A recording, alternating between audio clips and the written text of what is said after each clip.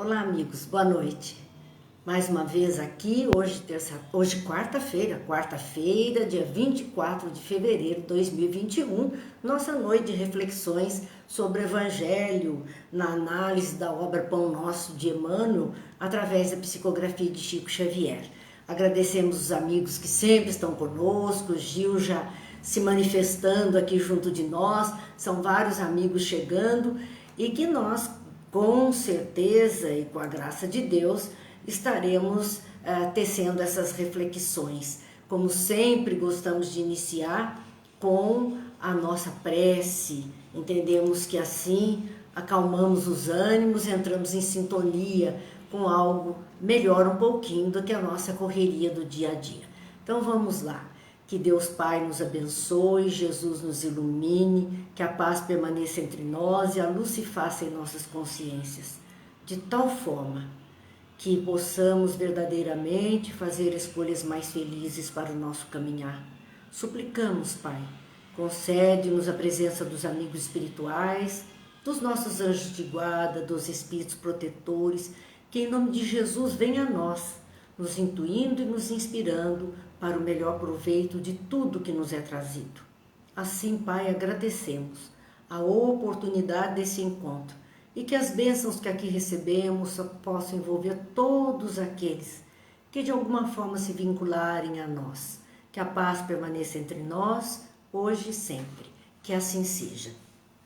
Vamos lá então aos amigos que estão conosco, Cláudia, Silvia, que também está conosco aqui.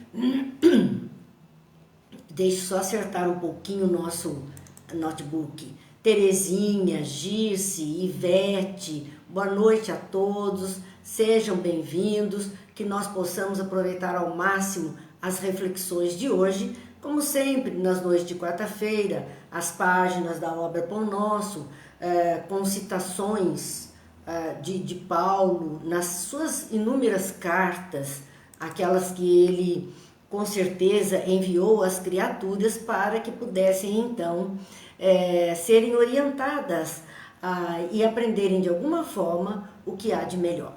Então agradecemos imensamente a companhia, Júlio, Beth, Adriana, que estão aqui, coraçõezinhos subindo, seu Antônio, Franci, Beth. Sejam todos bem-vindos e que Deus nos abençoe. Tânia, Rosângela, sejam todos bem-vindos. É uma alegria estarmos juntos para esse fortalecimento da nossa fé, das nossas reflexões, de forma a que possamos sempre viver com mais tranquilidade essa nossa caminhada terrena. Dilza, boa noite. Gil, boa noite. Vamos lá, meus amigos. Hoje nós temos a lição de número 84 da obra Pão Nosso, e o título dessa lição é Levantando Mãos Santas. É uma lição com base na primeira carta a Timóteo e no capítulo 2, no versículo 8. É bom que a gente, como nós gostamos mesmo, de nos situarmos. Pegar a coisa muito no ar, a gente sente um pouquinho de dificuldade, nós precisamos sempre como colocar os pés no chão e nos situarmos. Primeiro, é uma carta a Timóteo. Até aqui nós temos visto carta a Romanos, carta aos Filipenses, carta aos Gálatas, sempre uma referência de carta a uma comunidade, a um local, a uma igreja de um local. E esta carta nós não vemos assim, nós vemos carta a Timóteo. Então não é um local, é uma pessoa, é uma carta dirigida a uma pessoa. Portanto, é bom que a gente saiba quem é essa pessoa a que Paulo se refere para mandar uma carta. Quem é que merecia dele tanta atenção ao ponto dele mandar uma carta e essa carta ser tão importante que ela consta do Novo Testamento. Timóteo era um jovem, bastante jovem. Ele seguiu Paulo na sua segunda jornada, sua segunda visita às igrejas nascentes. Ele acompanhou Paulo na trajetória inteira, uma trajetória árdua, difícil. E esse jovem, ele aguentou fazer a caminhada e todos os sacrifícios. Eles ficaram doentes no caminho, eles tiveram fome, tiveram sede.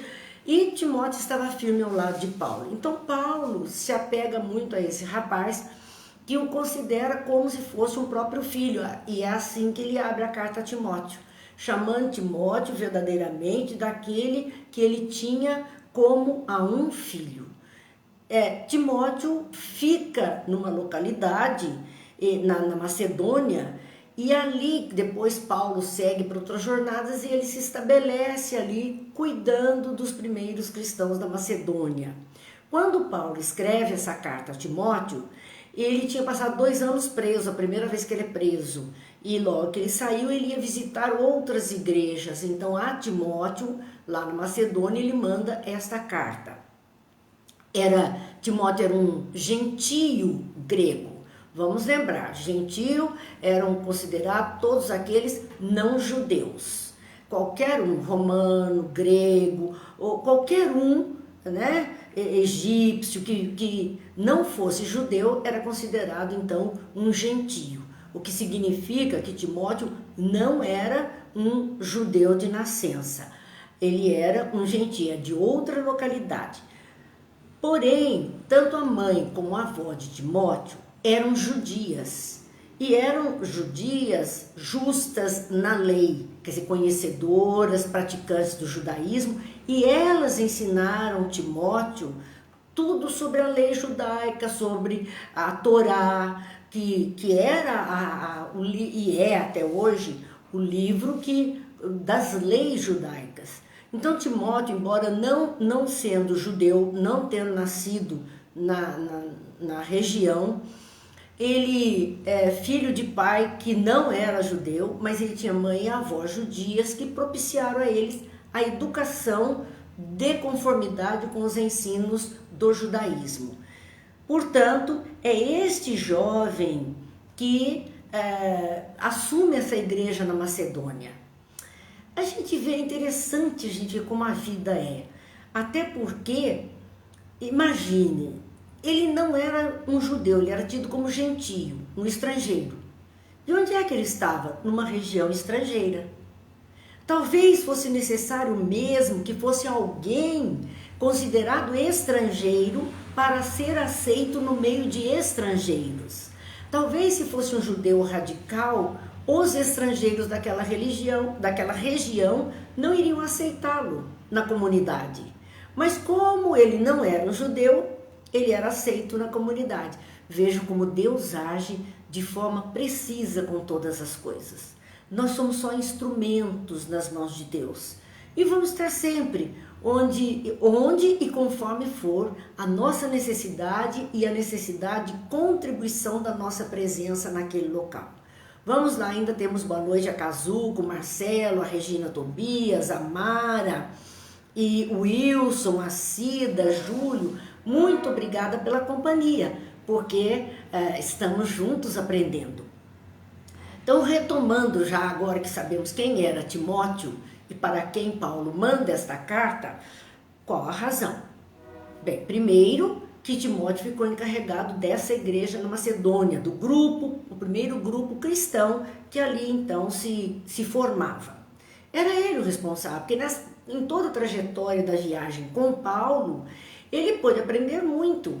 Ele soube das escrituras, Paulo orientou, quer dizer, era da confiança dele, ele fora preparado para isso. E Paulo escreve essa carta entre o ano 64 e 65 depois de Cristo. E ele envia a carta a Timóteo. E essa carta nós não vamos pegar só o versículo que é de estudo. Nós vamos verificar desde o primeiro capítulo, porque nós pegamos o segundo capítulo, o 8º versículo, que é o da página do livro Pão Nosso.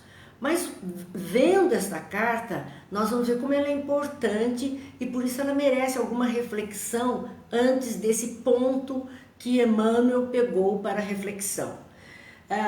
Ela inicia o seu capítulo 1º, e esse capítulo 1º, no seu versículo 3º, porque no início ele diz, escrevendo a Timóteo como se fosse um filho, então o versículo 3 ele diz assim, que Timóteo em Éfeso, estava ali para advertir a alguns que não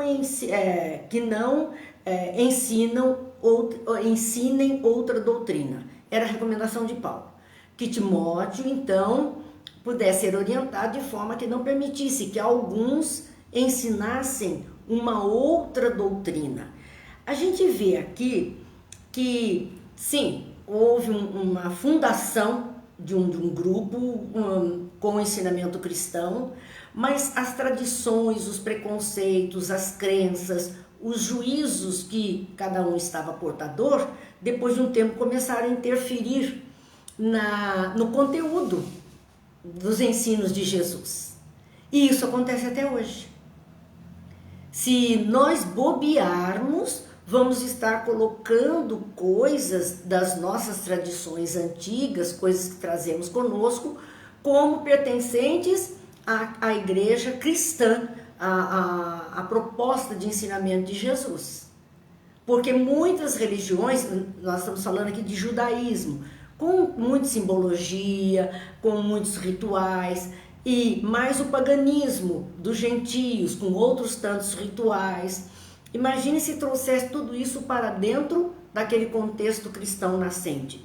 Então, algo estava acontecendo ali que estava desestruturando a igreja. E é até por conta de Timóteo ser muito jovem e as pessoas queriam de alguma forma se sobrepor a ele. Mas Paulo chama atenção que, Paulo estava na Macedônia e Timóteo em Éfeso. Então ele manda a carta para Timóteo que está em Éfeso e ele está na Macedônia. E ele então diz lá que em Éfeso ele deveria advertir alguns, não eram todos, mas sempre vai ter alguém. Alguns que não ensinem outra doutrina, que não coloquem coisas que Jesus não disse, não ensinem outras coisas que não estão naquele conteúdo da mensagem do Cristo. No versículo 4 ele diz, nem se deem, então não ensine outra doutrina, nem se deem a fábulas ou a genealogias intermináveis, que mais produzem questões do que edificação de Deus, que consiste na fé. Por que Paulo está falando isso? Nem se deem a fábulas ou genealogias, porque fábulas sempre existiram, ainda mais no paganismo, a história de deuses, de um Olimpo, e de repente queriam colocar isso dentro dos ensinos de Jesus. Dá licença um pouquinho, gente, deixa aceso para mim, faz favor. Então, essa condição é de que aqueles ensinos não poderiam colocar aquelas histórias ali dentro, porque não comportava. E eles tinham o hábito das histórias, das fábulas. E nem genealogias, porque nós vamos ver até no Novo Testamento que vai falando da genealogia de Jesus. Então começa desde Abraão e vem falando de todos os descendentes, é quase um capítulo inteiro do evangelho, do primeiro evangelho ali, falando dessa genealogia até chegar em Jesus.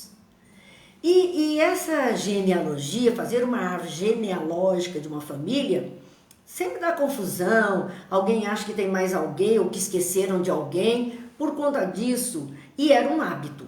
Então ele diz, não se deem a fábulas, não tragam para dentro do cristianismo histórias que não lhe pertencem, ou genealogias intermináveis, porque imagine buscar gerações, quando vão para Jesus, eles vão buscar desde Abraão. Imagine buscar gerações e gerações de uma genealogia para então terem noção das coisas.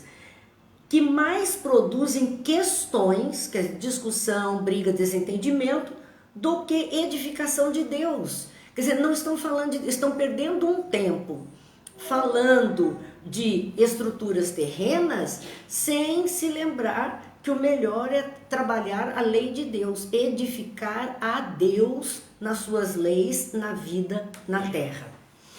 Que consiste, essa edificação consistiria na fé, que é um sinônimo de fidelidade à lei. De repente estão desvirtuando, deixando a fidelidade aquilo que foi proposto por Jesus.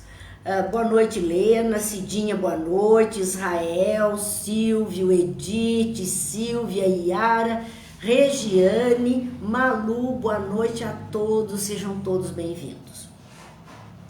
Continua Paulo orientando Timóteo, dizendo, o fim do mandamento, quer dizer, o fim do ensino de tudo no cristianismo é o amor de um coração puro e de uma boa consciência e de uma fé não fingida. Paulo, ele é meio curtinho nas histórias, muito direto naquilo que ele pretende orientar. Porque ele está dizendo, o fim do mandamento, é o fim do ensinamento, daquela orientação, daquela lei de Deus, é o amor de um coração puro. Então, o primeiro trabalho do cristianismo, das igrejas cristãs, de um modo geral, é desenvolver o amor nos corações e que esse coração seja puro, não traga consigo maldades, pensamentos difíceis, sentimentos menores. Então, é trabalhar o ser humano para que ele possa verdadeiramente manifestar pureza nos seus sentimentos. E continua ele a dizer nesse versículo 5º do primeiro capítulo da carta a Timóteo, e de uma boa consciência. Então a igreja deveria orientar as pessoas a um comportamento tal que este comportamento não causar a atitude da pessoa através desse comportamento não gerasse para ela peso na consciência, mas pelo contrário, que gerasse paz na consciência. Uma boa consciência é lucidez, uma ação pensada e no bem. E de uma fé não fingida, uma fidelidade não fingida. Por quê? Porque nós somos mestres em fingir. Como é que nós fingimos fidelidade dentro de uma religião? Vamos aos rituais, comparecemos aos ambientes de profissão de fé, fazemos tudo que o outro faz, copiamos os movimentos, às vezes sem saber nada do que significa, e apenas exterior. Maria vai com as outras. Vamos fazendo igualzinho, papagaios de repetição. Repetimos palavras, repetimos gestos, mas isso é uma fé fingida, porque essa fidelidade está só no exterior. Não é uma fidelidade nos ensinos, na mudança interior. O Espiritismo, ele veio com essa finalidade, de fazer com que a gente processe o autoconhecimento para trabalhar a nossa autotransformação. Então, a consciência desperta buscando modificar para ter essa fé não fingida, mas que os conhecimentos verdadeiramente trabalhem dentro de nós, produzam alguma coisa diferente na nossa forma de pensar, nas nossas atitudes. Tudo isso é através de uma fé não fingida. Então, não é só o nosso comparecimento. Não é só que os outros nos vejam toda semana no nosso templo religioso e que a gente esteja lá todo com cara de santidade. Não. É processo interior. O nosso autoconhecimento, a nossa autotransformação, porque isso é que remete ou que identifica o nosso auto-amor. Que Jesus diz, ama o próximo como a ti mesmo. É o auto-amor. Todo esse processo, Paulo está falando aqui a Timóteo, para que as pessoas tivessem esse comportamento, entendesse que a maior lei de Deus é o amor de um coração puro e de uma boa consciência. Então, a consciência que não se compromete em enganos, em erros, em culpas, é essa consciência mais liberta, tranquila, mais ciente dos seus passos, mais consciente do seu viver, da sua forma de viver. E de uma fé não fingida, quer dizer, não seja o território do sagrado, das religiões, apenas um campo de comportamentos ritualísticos, onde vamos copiando sem que aquilo penetre em nós e faça transformações necessárias no nosso viver. Vamos lá, boa noite, Cidinha, Edna, Olívia, Laura, Edna Basílio, Silvio, boa noite a todos. Continua Paulo nesse primeiro capítulo, por isso que eu disse, era importante a gente ver quais orientações ele estava dando a Timóteo, porque ela se presta a todos nós, que nos dizemos cristãos, claro. Então, se nos dizemos, sejamos. A orientação está aqui. No versículo 6, ele diz, do que, desviando-se alguns, se entregaram a vãs contendas. Estão perdendo tempo com brigalhada, mimimi, tititi, confusão, por pouca coisa. Por pouca coisa. Quando se desvia deste foco, que é essa lei do amor, que é essa mudança interior, que é uma proposta de vida diferente, e começamos a nos apegar a coisinhas, isso vai gerar confusão. Isso vai gerar briga, contendas. Então, alguns, não são todos, mas alguns escorregam por esses caminhos e se entregam a esses desentendimentos, porque fulano disse, porque era assim, porque eu acho que é desse jeito, porque eu li que era assim, porque... Gente, nós não somos cristãos? O que é que nós temos que conhecer no ensinamento do Cristo para todos nós?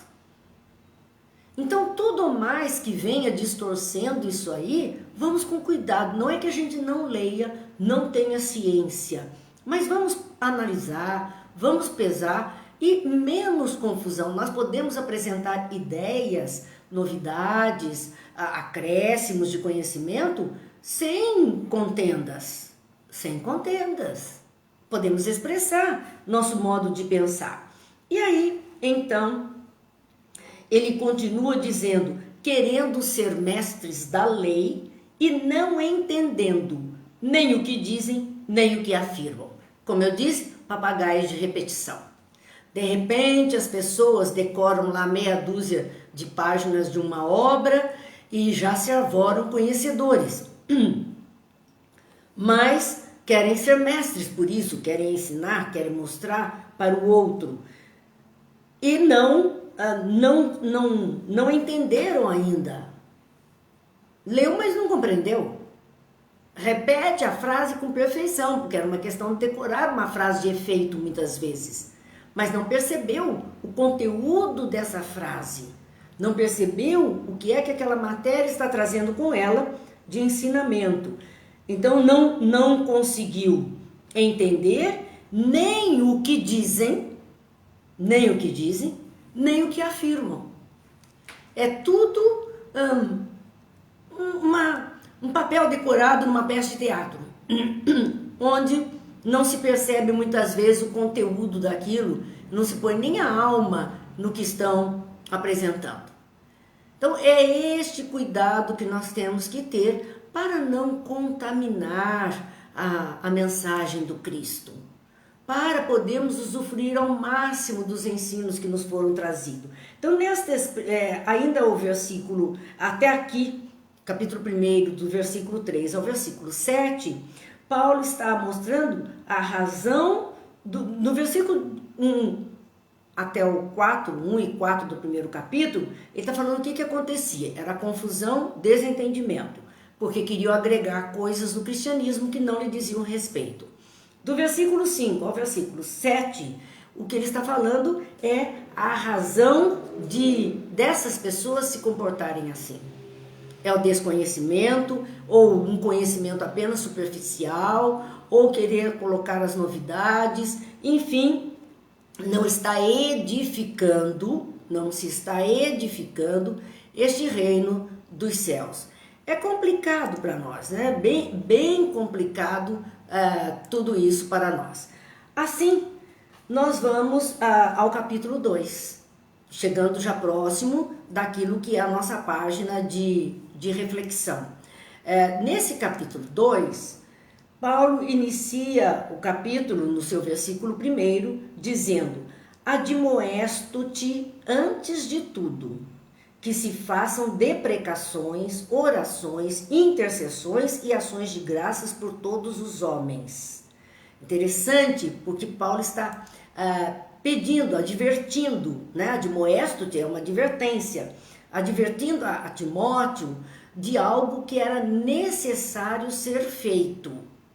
E este algo necessário de ser feito, ele diz, admoesto antes de tudo, que se façam deprecações, que era questão de obter graças ou obter um favor da divindade, da espiritualidade, enfim, era essa a proposta de Paulo. Façam orações, intercessões e ações de graças por todos os homens. Ele não colocava que o cristão deveria apenas orar pelo seu núcleo ou pelos próprios cristãos, mas que aquele que seguisse o Cristo tinha a obrigação, sim, de orar, de interceder, de ajudar, de buscar graças para todas as criaturas da humanidade, cristãos e não cristãos, ateus, materialistas, não importa, são filhos de Deus. E o cristão teria a obrigação de ter essa compreensão e orar por eles, ajudar, buscar intercessão, graça. E ele continuava, por todos os homens, homens tendo como a população, como os companheiros, pelos reis, aí vem as autoridades, pelos reis e por todos os que estão em eminência, em destaque, todas as criaturas que estão em posição de destaque, que estão aí nas governanças, nas lideranças. Então, pelos reis, por todos aqueles que estavam em eminência, para que tenhamos uma vida quieta e sossegada em toda piedade e honestidade. Então, quando oramos, como nós temos feito aqui, já é um hábito nosso, de pedir que Deus ilumine os nossos governantes de todo esse planeta Terra, de todos os povos, para que eles tenham capacidade, mais discernimento, para que possam agir com mais precisão em favor do povo, em favor de todos. É exatamente isso que Paulo recomenda que Timóteo faça. Vamos orar, vamos pedir, vamos pedir intercessão, vamos pedir graça, vamos pedir bênçãos pelos reis e por todos os que estão em eminência, em destaque, em papel de liderança, de governança. Vamos pedir por todos. Por quê? Porque são eles que estão decidindo as nossas vidas materiais aqui. São eles que estão estabelecendo leis, regras. Se nós pedirmos iluminação para essas consciências, dali poderá surgir coisa boa. Mas a gente fica bravo às vezes com alguma coisa que nós estamos vendo acontecer, e daí é uma vibração negativa em cima daquelas pessoas, um desejo que desapareça da face da terra, um desejo de acabar com aquela pessoa. Quanto mais nós estamos fazendo isso, é mais energia negativa que nós estamos alimentando o negativo que já existe nele. Nós só estamos dando força. Então o que Paulo pedia era um comportamento diferente. Ore, peça, implore a Deus por eles, porque eles estão lá na frente para fazer alguma coisa e nós vamos sofrer as consequências aqui. Então se essas mentes, essas consciências forem despertas, forem iluminadas, forem tocadas de alguma forma por uma fé, que elas possam agir então de forma diferente, o bom será para nós, como Paulo diz, para que tenhamos uma vida quieta e sossegada, sem briga, sem grandes dificuldades, sem guerras, sem extremismos. É esta vida em toda a piedade e honestidade. Então, se nós queremos uma vida melhor para todos, nós temos que começar a vibrar o bem para essas criaturas todas que estão lá decidindo coisas por nós, decidindo leis, tomando posição e que nós vamos sofrer as consequências aqui.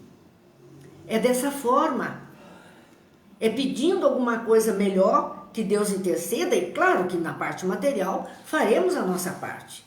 Como dissemos, nós temos o nosso voto, que é o nosso poder. Vamos na próxima votar nesse ou naquele, não gostamos desse, achamos que não deu certo, vamos para outro. Enfim, é o direito nosso. Vamos fazer uso dos nossos direitos, de acordo com a lei, todos os nossos direitos. Mas em primeira mão, enquanto não podemos solicitar muito dos nossos direitos, nós temos que ir vibrando, fazendo prece, pedindo por essas criaturas todas para que elas se conduzam de uma forma melhor. A Cidinha colocou, fazer o bem não importa quem. É verdade. A Cláudia disse, é tarefa difícil. Claro que é tarefa difícil. Só os fortes, Cláudia, vão conseguir fazer isso. Nós podemos fazer assim, um dia, 2 dias a gente briga, xinga, acha ruim. Daqui a pouco a gente lembra, meu Deus, não posso. Ai, Deus, perdoe, ilumina e vamos de novo. Nós estamos nesse exercício. Ainda não temos a constância, a firmeza de manter a nossa mente tão positiva e tão capaz de iluminar essas consciências. Mas estamos desenvolvendo. E se somarmos a nossa vontade, nós vamos conseguindo fazer alguma coisa melhor. Então, isso Paulo já dizia, vejam como a mensagem é tão antiga. A recomendação tem 2000 anos. A orientação para um comportamento dentro de uma sociedade, que era uma sociedade nascente ali, uma sociedade mais tranquila, mais sossegada, mais piedosa e mais honesta. Eu acho que é isso que todos nós queremos. Sossego, paz, honestidade, integridade e piedade ou caridade, fraternidade, enfim, são essas coisas que nós queremos para todos. E assim nós vamos ajudando a sanear. Então é a responsabilidade do cristão. Nós não temos nada com o que o outro faz. Vamos fazer a nossa parte. Vamos fazer a nossa parte. A Cláudia é nossa classe política só por Deus. E é só por Deus mesmo a melhoria. Porque é o tempo de Deus que vai fazer com que melhore. Só que nós temos que lembrar que fomos nós que os colocamos. Que fomos nós que escolhemos. Então, é só por Deus e por nós para haver alguma mudança. É isso que nós temos que lembrar. Sempre. Por Deus e por nós. Porque fomos nós. Vamos trabalhar juntos. Vamos tentar melhorar. Vamos tentar ajudar. Nós queremos tranquilidade. Nós queremos paz. Nós queremos viver em harmonia. Nós queremos segurança. Nós queremos alegria de viver. E de repente, o caos parece que se estabelece. A única alegria é que certa vez, num dos nossos estudos, há muitos anos, acho que uns 40 anos atrás, uma noite de estudo, nós estávamos falando do caos, alguma coisa a respeito do caos, e um companheiro que já desencarnou há muito tempo, naquele momento ele simplesmente, ele era até bem materialista, chegando na doutrina espírita naquela ocasião. Ele disse assim, mas é do caos que nasce a luz. E eu parei para pensar, nunca mais eu esqueci esta frase. E cada vez que eu vejo o caos acontecendo diante dos meus olhos, eu me lembro dessa frase. É do caos que nasce a luz. Que vem a luz. Que é muito semelhante à fala de Jesus, quando ele disse... É preciso que venha o escândalo, mas ai de quem, por quem ele venha. Porque é só aí que a gente acorda, é só aí que a gente enxerga. É muito semelhante, mas eu nunca esqueci esta frase que foi falada uns 40 anos atrás por um companheiro no estudo. E eu vou dizer, não me lembro sequer o nome dele, tenho a feição dele diante dos meus olhos, mas não me recordo do seu nome. Alguém que por pouco tempo esteve junto de nós, logo desencarnou e eu não memorizei o seu nome, mas guardo com muito carinho a sua imagem, porque esta frase me valeu muito. Então é isto, gente, que nós temos que aprender. O Gil coloca só por Deus e por nossas mudanças, exatamente. Todo dia é dia de mudar, toda hora é hora de mudar, de fazer o diferente.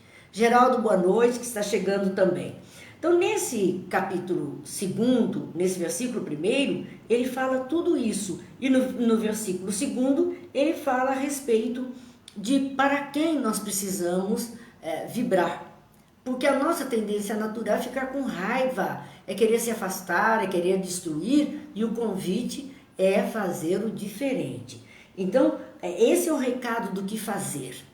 E aí, vamos para o versículo 8, que é o versículo de estudo que Emmanuel lançou mão para a sua reflexão da página Levantando Mãos Santas. Esse versículo diz o seguinte: quero, pois, que os homens orem em todo lugar, levantando mãos santas, sem ira nem contenda.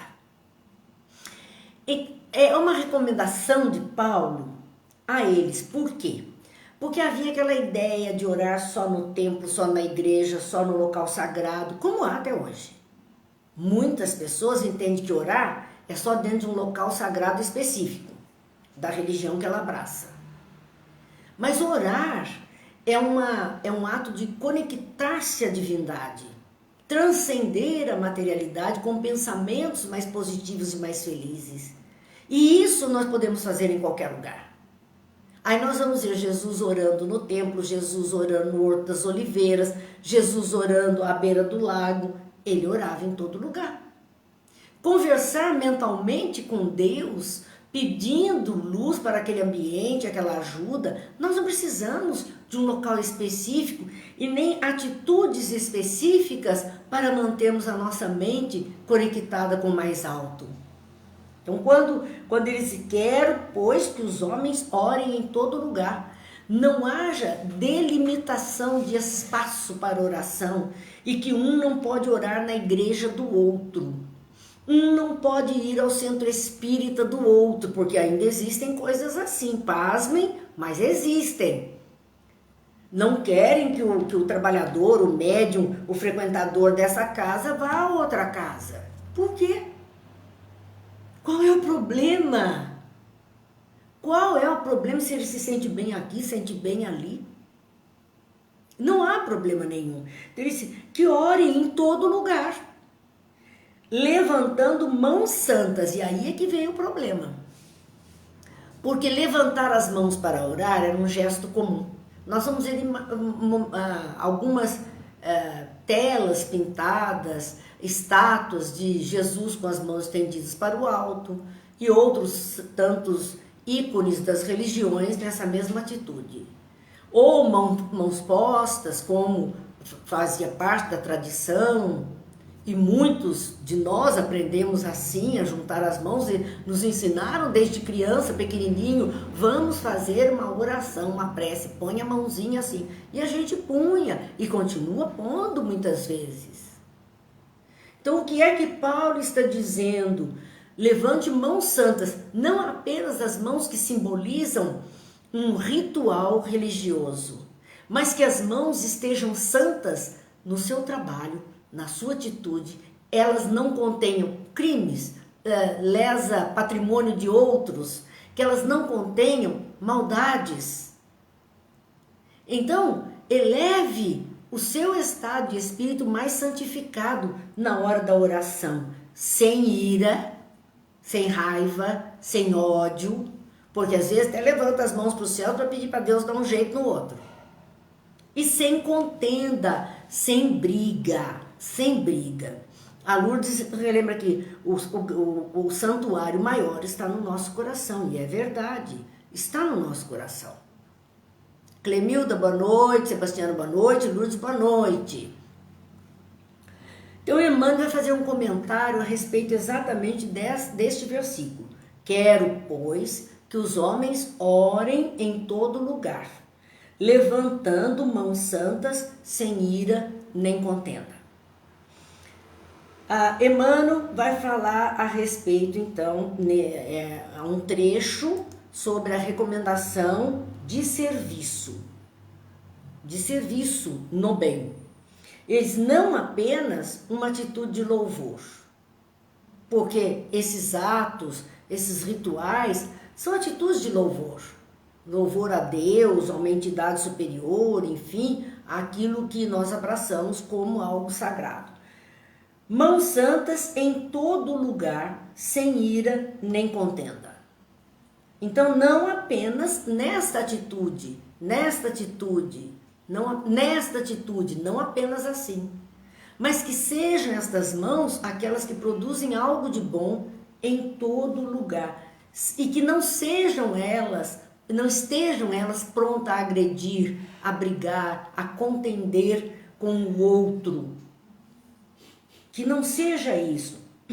Não há mãos postas que a criatura prefere sempre levar a efeito em determinados círculos religiosos. Ele diz, isso não adianta nada. E não adianta mesmo, meus amigos. Nós vamos ficar como aqueles que Jesus dizia, sepulcros caiados por fora e cheio de podridão por dentro, preso a rituais, a atos, mas que não mudamos nada e o nosso interior está cheio de contaminação daquilo que é negativo, que é ruim, de sentimentos menores. Esse não apenas a essa ideia de mãos postas, que a criatura prefere. É muito mais fácil entrar num templo que é da nossa escolha e seguir todo o ritual daquele culto que está sendo feito ali, e colocamos as mãos e oramos da forma conveniente, como somos convidados a orar, e vamos participar. Isso é muito mais fácil, diz Emmanuel, muito mais fácil de levar a efeito. Tá, fui, fiz, segui todo mundo, estava tudo bonitinho, tudo certinho. Em determinados círculos religiosos, onde o artificialismo respeitável da situação não se justificam, dada a situação não se justificam irritações ou disputas visíveis. Ele faz aqui uma ressalva, ele não está condenando mãos postas, ele não está condenando as atitudes ritualísticas, ele fala exatamente isso. Isso acontece dentro de determinados círculos religiosos, onde esse artificialismo, porque é algo artificial. E pense bem, imagine uma criatura que não tem os braços. Ela não vai poder orar naquele templo porque ela não pode juntar as mãos, que ela nem tem. Quer dizer, é algo muito artificial, porque ela vai estar orando de todo o coração, com muito mais intensidade, às vezes, do que outras criaturas ali. Então, ele fala isso. Esse é um artificialismo, porém respeitável. Está fazendo parte daquele culto. É um comportamento dentro de tudo que é sagrado para aquela religião. Então faz parte, é bom, mas não é o suficiente, vamos dizer. Não é o suficiente, porque é respeitável naquela situação, dentro daquele movimento. E não se justificam irritações dentro ali daquele momento de oração e nem disputas visíveis que as pessoas fazem apenas dentro do movimento. Isso me fez lembrar, e eu já contei aqui para vocês esse caso, de que uma vez nós fomos levar uma criança que estava doente, hoje essa criança já é mãe até, adulta e mãe, mas ela estava doente ainda pequenininha e nós fomos levar a um pessoal que nós conhecemos numa outra cidade. Eu fui fazer uma palestra numa casa espírita e conheci uma pessoa. E ela me falou de algum trabalho de cura. Nós, no Espiritismo, temos muitos trabalhos de cura. E aí, quando surgiu essa criança, eu falei, puxa, eu me lembrei daquela possibilidade de levá-la, porque ela estava já com muito tratamento e não estava tendo o resultado. Então, vamos levar. Liguei para o pessoal, conversei com eles e pedi se me permitiam, né, ir ao trabalho levando essa criança e tal. Ah, pode vir. Então nós fomos até outra cidade, chegamos lá e fomos procurar o dirigente daquela casa espírita e tal, nos levou a pessoa que tinha falado do trabalho de cura, e este, por sua vez, disse assim, não, já estamos nos unindo aqui, nós vamos para o trabalho. Chegamos em tempo, muito bem. E fomos ao trabalho, saímos e fomos andando, fomos um punhado de carros e nós juntos, E de repente eu disse, nossa, mas que estranho, nós estamos saindo do limite da cidade, estamos indo para uma estrada, mas fomos indo. Resumindo, nós chegamos em um terreiro de Umbanda. Era um terreiro muito bem arrumado, muito bem dirigido, cheio de gente e tal. E com a sistemática, mulheres de um lado, homens do outro lado, e ali toda a manifestação das correntes de caboclos, de pretos velhos, enfim, o trabalho normal de um terreiro de Umbanda. E as pessoas pedindo passe e tal. E alguém veio para mim e disse assim, a senhora vai tomar passe? Eu disse, não, muito obrigada. Na verdade, a minha intenção era acudir a criança. Eu estava ali, levei o evangelho, segundo o espiritismo, estava na minha bolsa, peguei esse evangelho, comecei a ler, e eles cantando e fazendo trabalho, e eu ali lendo. Mas umas 3 pessoas vieram até mim para perguntar exatamente isso. A senhora vai, não falaram passe, né? A senhora vai fazer consulta? Eu disse, não, muito obrigada.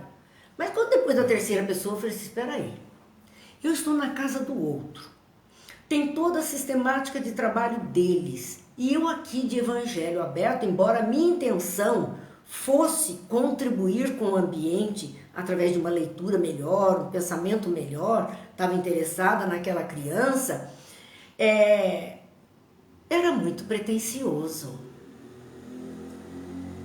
Era muito pretensioso. Era colocar muita distância. Ah, mas eu não tive dúvida. Guardei o evangelho na bolsa, me levantei, fui até eles e disse assim, olha, tem passe ainda? Aí a pessoa disse, passe? Ela estranhou, né? A forma. Eu disse, a bênção, né? A consulta.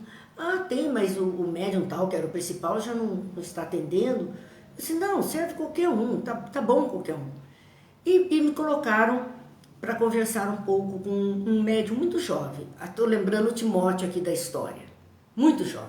Talvez, eu acho que era o mais jovem daquele terreiro. E eu cheguei, cumprimentei e ele me perguntou o que eu queria. Ele estava incorporado com uma entidade, o que eu queria. Eu disse, não, eu só queria mesmo uma bênção. Eu fiquei 40 minutos conversando com ele. Porque ele começou a conversar comigo sobre Kardec, Livro dos Espíritos, ensinamentos do Evangelho segundo o Espiritismo, que eu fiquei pasma, encantada com aquilo que eu estava ouvindo, engatei uma conversa que não tinha mais fim e os que estavam comigo não entendiam por que eu estava conversando tanto. Mas vejam que é aquilo que Paulo está dizendo, nós vamos entrar em contenda por questão de comportamento dentro de um ritual. Agora, como é que nós vamos participar desse ritual? Apenas como marionetes repetindo, ou papagaio de repetição, repetindo palavras? Ou vamos verdadeiramente nos afinizarmos com aquilo que está acontecendo e oferecemos também um pouco de nós e recebemos um pouco daquilo que os outros têm a nos oferecer? É isso que nós podemos conviver em paz. Nós não precisamos brigar por causa disso.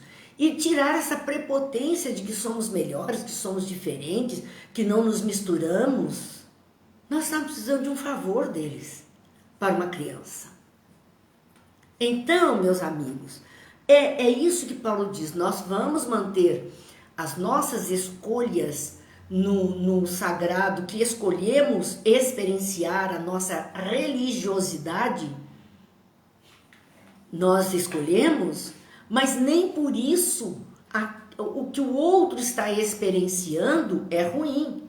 Para ele é o adequado e nós temos que respeitar. Agora, não vamos trazer para o nosso conteúdo aquilo que não faz parte da doutrina que abraçamos. É outra doutrina, está em outro patamar, em outra condição, em outra vertente, em outro foco. Não vamos trazer, mas não precisamos ser grosseiros, deselegantes, excludentes. Não há porquê. Nós temos que fazer inclusão. Nós temos que cada vez mais nos unirmos, porque Deus é o Pai de todos.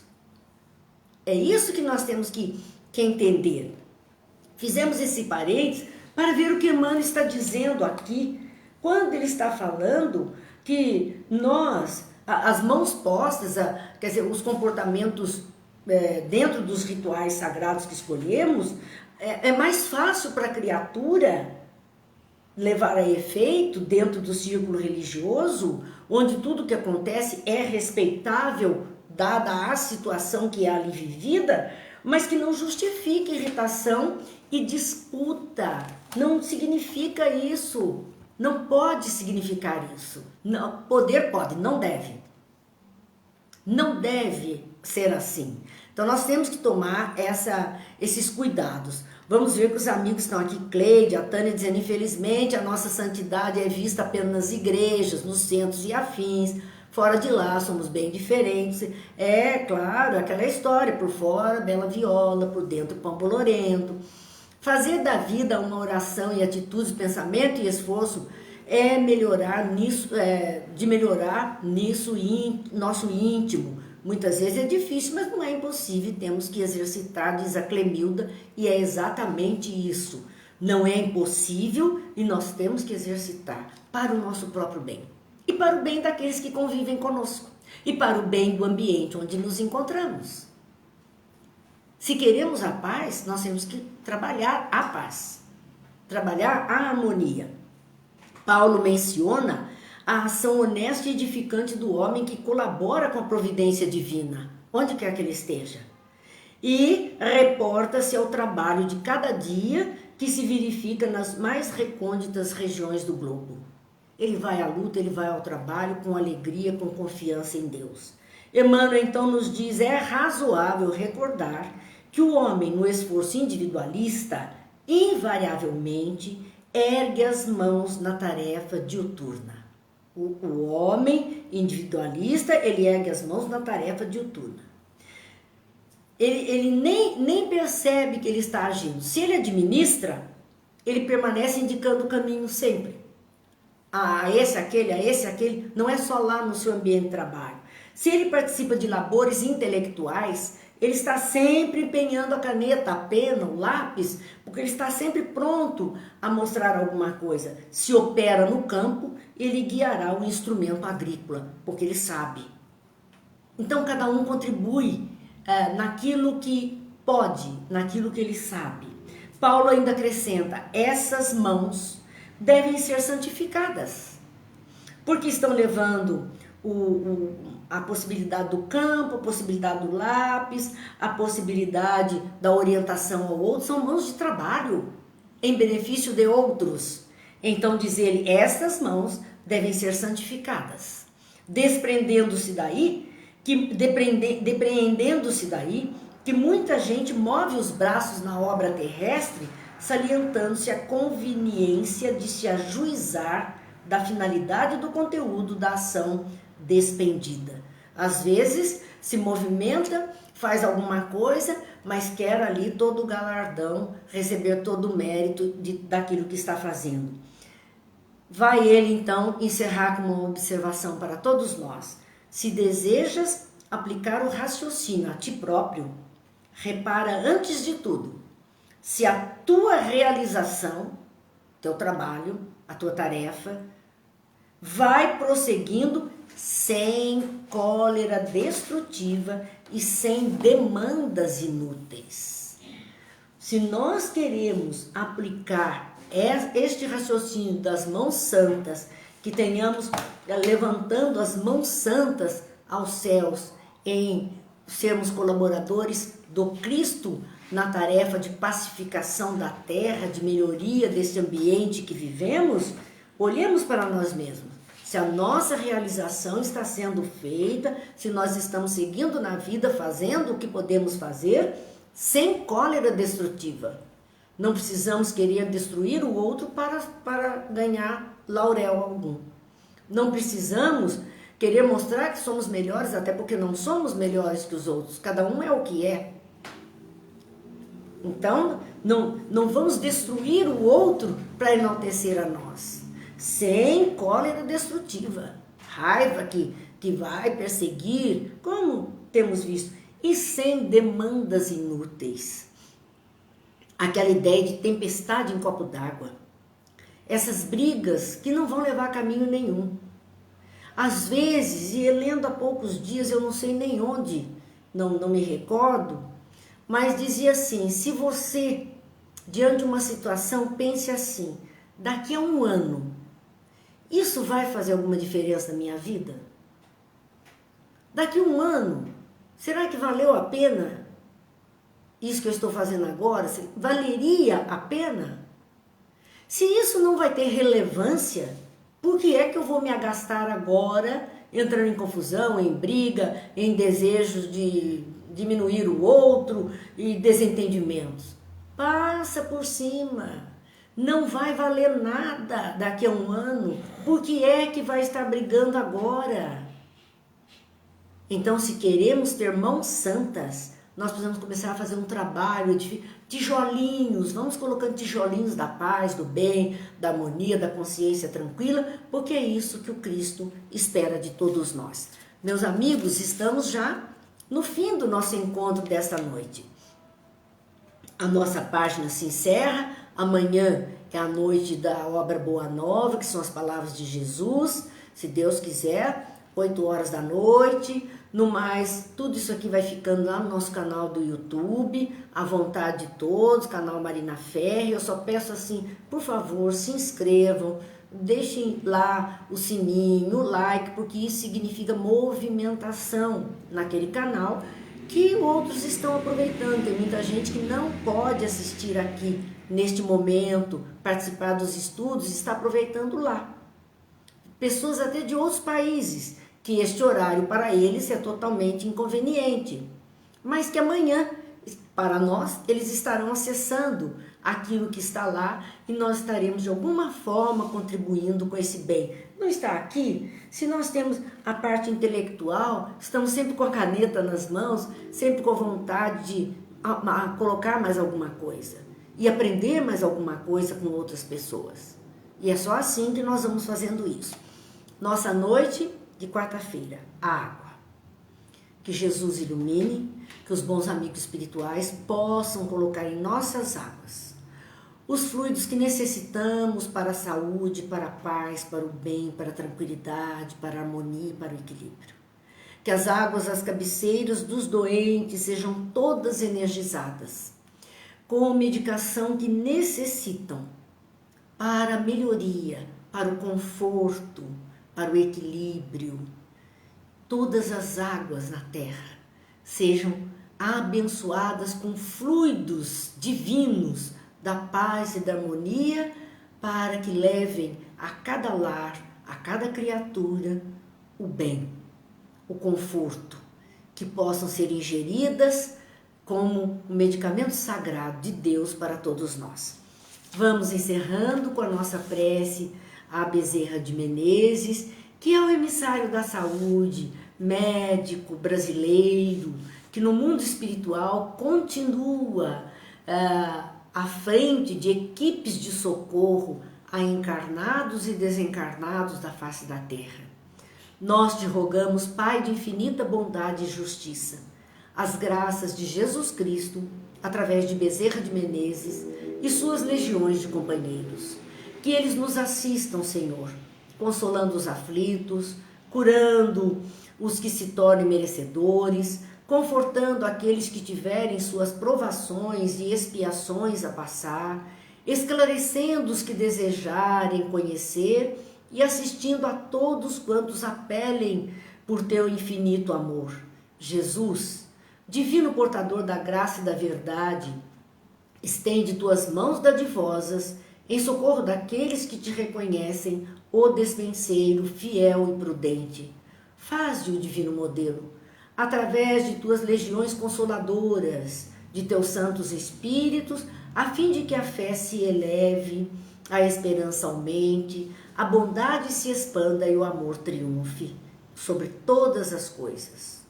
Bezerra de Menezes, apóstolo do bem e da paz, amigo dos humildes e dos enfermos, movimenta as tuas falanges amigas em benefício daqueles que sofrem, sejam males físicos ou males espirituais.